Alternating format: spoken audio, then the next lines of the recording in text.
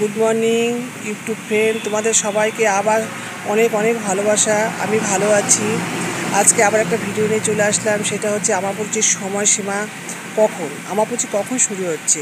আমাবস্যা শুরু হচ্ছে 7ই আষাঢ় রবিবার বেলা 2:57 আমাবস্যা লাগবে।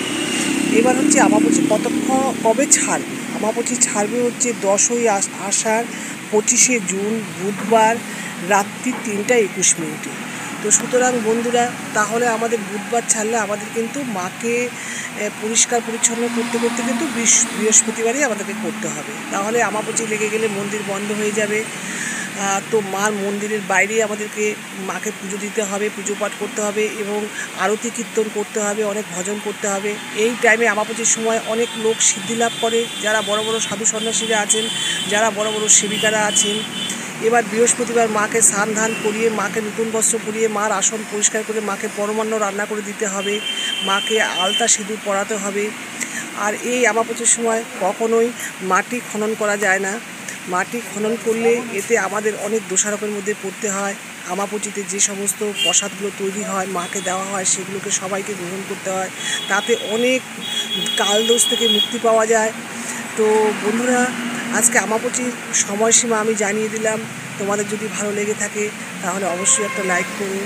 এবং আমাবস্যাতে আমিও আমার ঘরের যে ঠাকুর আছেন, যিনি মা আছেন, তাকে আমিও লাল কাপড় দিয়ে ঢেকে রাখবো এবং শুধুমাত্র ভোলে মহেশ্বর এবং গণেশের পুজো করব এবং মাকে বাইরে থেকেই পুজো দেবো। তো বন্ধুরা, ভিডিওটা রাখছি এখানটায়, আবার দেখা হবে। গুড মর্নিং ইউটিউব ফ্রেন্ড, তোমাদের সবাইকে আবার অনেক অনেক ভালোবাসা। আমি ভালো আছি। আজকে আবার একটা ভিডিও নিয়ে চলে আসলাম। সেটা হচ্ছে আমাবস্যার সময়সীমা কখন, আমাবস্যা কখন শুরু হচ্ছে। আমাবস্যা শুরু হচ্ছে 7ই আষাঢ় রবিবার বেলা 2:57 আমাবস্যা লাগবে। এবার হচ্ছে আমাবস্যা কবে ছাড়বে। আমাবস্যা ছাড়বে হচ্ছে 10ই আষাঢ় 25শে জুন বুধবার রাত্রি 3:21।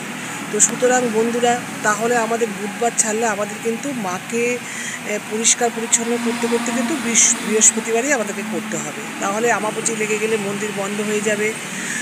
তো মার মন্দিরের বাইরেই আমাদেরকে মাকে পুজো দিতে হবে, পুজো পাঠ করতে হবে এবং আরতি কীর্তন করতে হবে, অনেক ভজন করতে হবে। এই টাইমে আমাবস্যার সময় অনেক লোক সিদ্ধি লাভ করে, যারা বড় বড় সাধু সন্ন্যাসীরা আছেন, যারা বড় বড় সেবিকারা আছেন। এবার বৃহস্পতিবার মাকে স্নান ধান করিয়ে, মাকে নতুন বস্ত্র পরিয়ে, মার আসন পরিষ্কার করে মাকে পরমান্ন রান্না করে দিতে হবে, মাকে আলতা সিঁদুর পরাতে হবে। আর এই আমাবস্যার সময় কখনোই মাটি খনন করা যায় না। মাটি খনন করলে এতে আমাদের